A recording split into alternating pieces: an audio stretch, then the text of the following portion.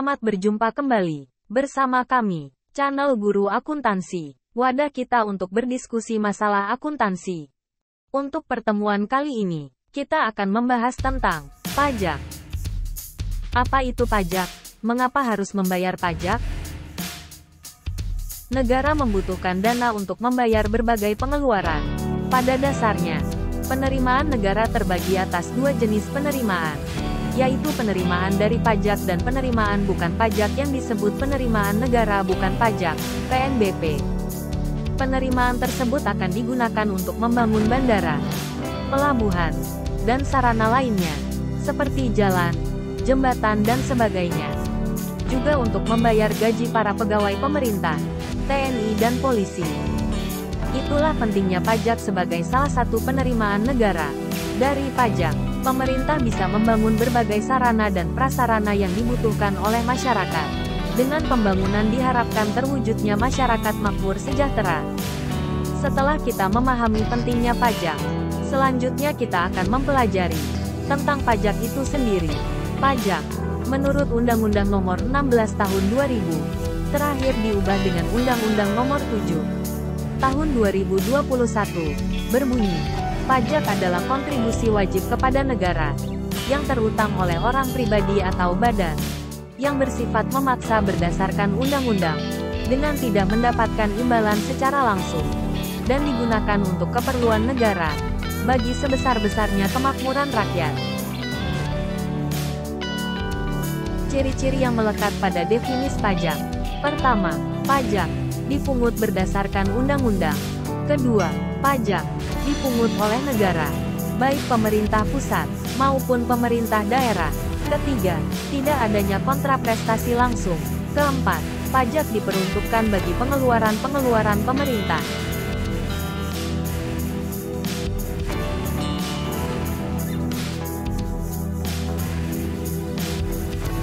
Setelah kita memahami tentang pajak, ada penerimaan selain pajak, seperti retribusi, iuran, cukai, bea masuk, dan bea materai. Retribusi adalah pembayaran kepada pemerintah yang dilakukan seseorang atau badan, di mana pembayar mendapat manfaat langsung. Iuran adalah pungutan yang dikenakan sehubungan dengan suatu jasa yang diberikan pemerintah secara langsung. Iuran hampir sama dengan retribusi, tetapi diatur dengan peraturan yang berbeda. Bea masuk adalah pungutan negara berdasarkan undang-undang yang dikenakan terhadap barang yang memasuki daerah pabean. Cukai adalah pungutan yang dikenakan atas barang-barang tertentu yang telah ditetapkan pemerintah. Bea materai adalah pajak yang dikenakan atas dokumen yang bersifat perdata maupun dokumen yang digunakan di pengadilan.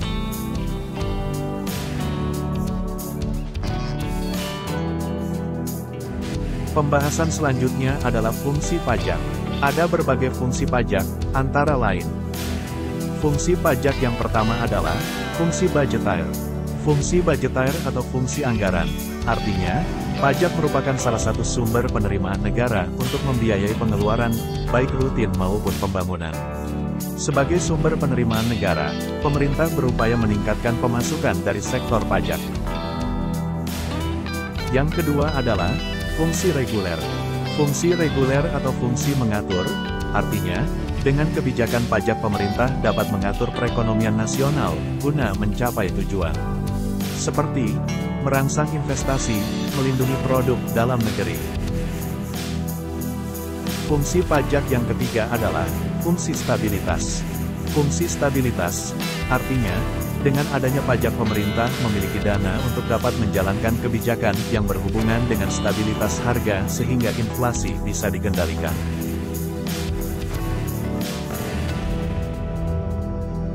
Berikutnya yang akan kita pelajari adalah asas pemungutan pajak. Asas pemungutan pajak merupakan dasar dan pedoman yang digunakan pemerintah saat membuat peraturan atau melakukan pemungutan pajak. Asas pemungutan pajak yang pertama adalah asas domisili. Asas domisili yaitu pemungutan pajak berdasarkan domisili atau tempat tinggal seseorang. Asas domisili diperlakukan kepada setiap warga negara yang bertempat tinggal di negara tersebut. Asas pemungutan pajak yang kedua adalah asas kebangsaan. Asas kebangsaan yaitu, pemungutan pajak dilakukan berdasarkan kebangsaan seseorang. Yang terakhir dalam asas pemungutan pajak adalah asas sumber. Asas sumber yaitu, pemungutan pajak dilakukan berdasarkan sumber atau tempat penghasilan berada. Pembahasan berikutnya adalah sistem pemungutan pajak. Sistem pemungutan pajak merupakan sebuah mekanisme yang digunakan untuk menghitung besarnya pajak yang harus dibayar wajib pajak. Sistem pemungutan pajak yang pertama adalah self-assessment system. Sistem ini merupakan sistem pemungutan pajak di mana penentuan besaran pajak yang harus dibayarkan oleh wajib pajak dihitung oleh wajib pajak. Ciri-ciri sistem pemungutan pajak self-assessment system adalah: pertama, penentuan besaran pajak terutang dilakukan oleh wajib pajak. Kedua, wajib pajak berperan aktif, mulai menghitung, membayar dan melaporkan pajak. Ketiga, pemerintah tidak perlu mengeluarkan surat ketetapan pajak, kecuali jika wajib pajak terlambat membayar. Contoh, penyampaian, SPT tahunan PPh dan SPT masa PPN. Sistem pemungutan pajak yang kedua adalah Official Assessment System. Official Assessment System merupakan sistem pemungutan pajak yang membebankan wewenang untuk menghitung besarnya pajak terutang pada fiskus atau aparat perpajakan sebagai pemungut pajak. Ciri-ciri Official Assessment System yaitu: pertama, besarnya pajak terutang dihitung oleh petugas pajak.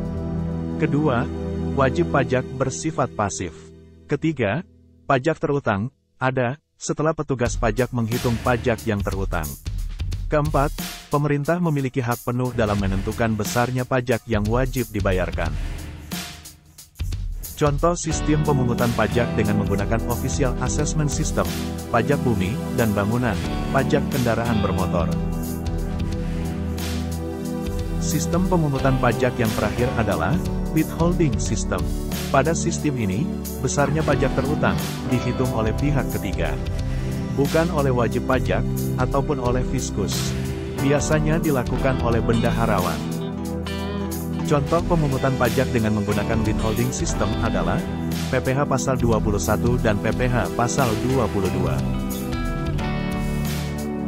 Baiklah, kita lanjutkan pembahasannya. Adapun yang akan kita sampaikan pada kesempatan kali ini, yakni tentang penggolongan pajak. Penggolongan pajak yang pertama, yaitu berdasarkan golongannya. Menurut golongannya, pajak terbagi menjadi dua, yaitu: pertama, pajak langsung; kedua, pajak tidak langsung. Pajak langsung adalah pajak yang bebannya ditanggung sendiri oleh wajib pajak dan tidak bisa dilimpahkan kepada orang lain.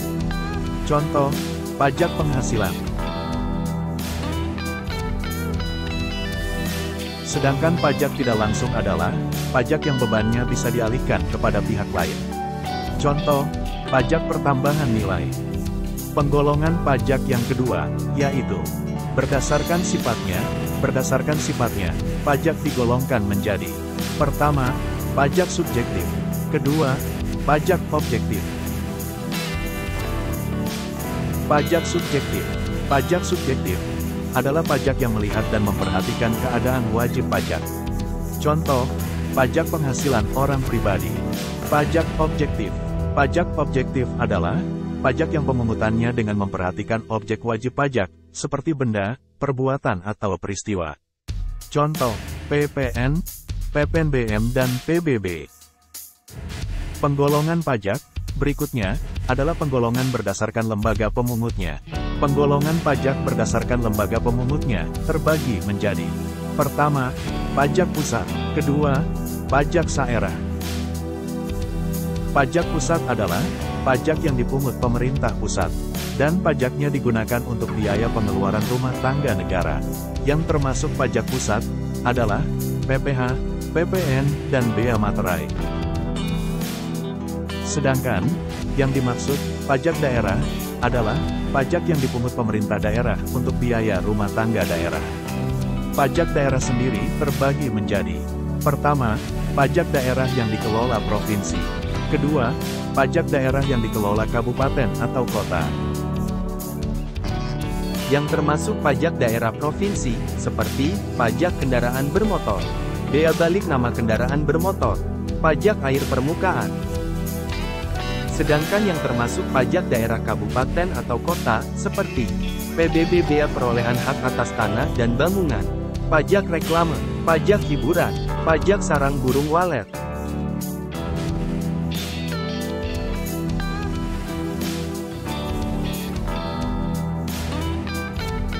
Sampailah kita pada pembahasan terakhir pada bab pertama, materi perpajakan.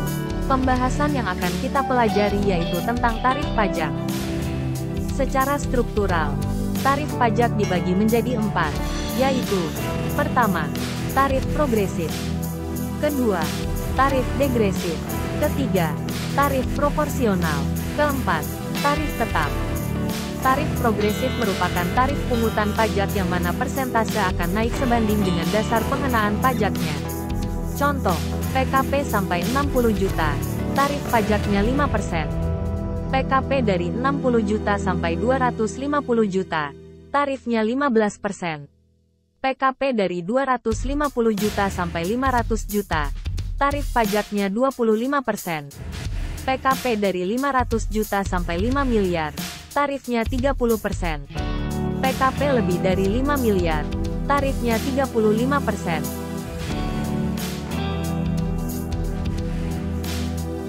Yang kedua adalah tarif degresif. Tarif degresif adalah tarif yang persentase pajaknya menurun sebanding dengan kenaikan dasar pengenaan pajaknya. Tarif degresif ini belum pernah diterapkan di Indonesia. Tarif ketiga yang akan dibahas yaitu tarif proporsional.